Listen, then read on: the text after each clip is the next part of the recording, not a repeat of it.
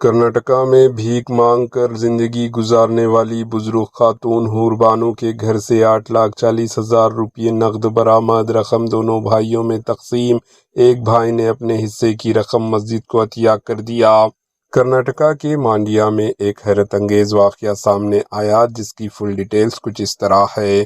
جہاں ساری زندگی بھیک مانگ کر گزارنے والی 68 سالہ بزرگ خاتون کے گھر سے 8,40,000 روپے نقد برآمد ہوئی۔ خاتون نے 30 سے زائد تھیلوں میں نوٹ اور سکے 1، 2، 3 اور 5 کے سکے جمع کر رکھے تھے، تاہم وہ اپنی جمع پونجی استعمال کیے بغیر ہی انتقال کر گئی۔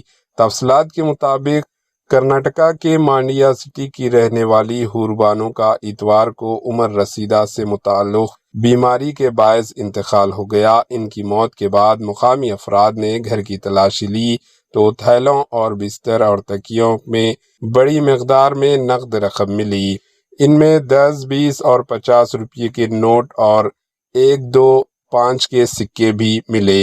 نوٹ اور ہزاروں کے سکے شامل تھے۔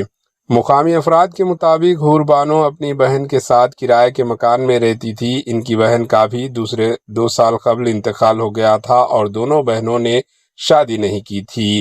حور بانو نے اپنی پوری زندگی بھیک مانگ کر گزار دی۔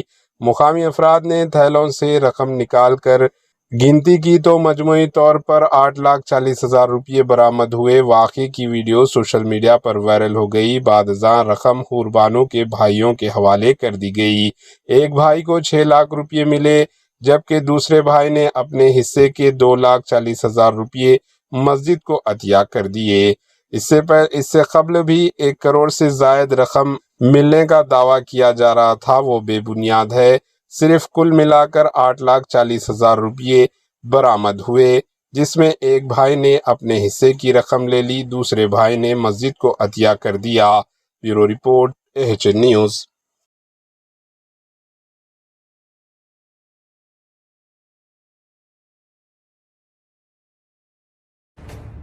AHN نیوز کے YouTube چینل کو سبسکرائب کریں اور بیل آئیکن کو دبانا نہ بھولیں تاکہ آپ کو ہر نئی آنے والی ویڈیو کا نوٹیفیکیشن بر وقت مل سکے۔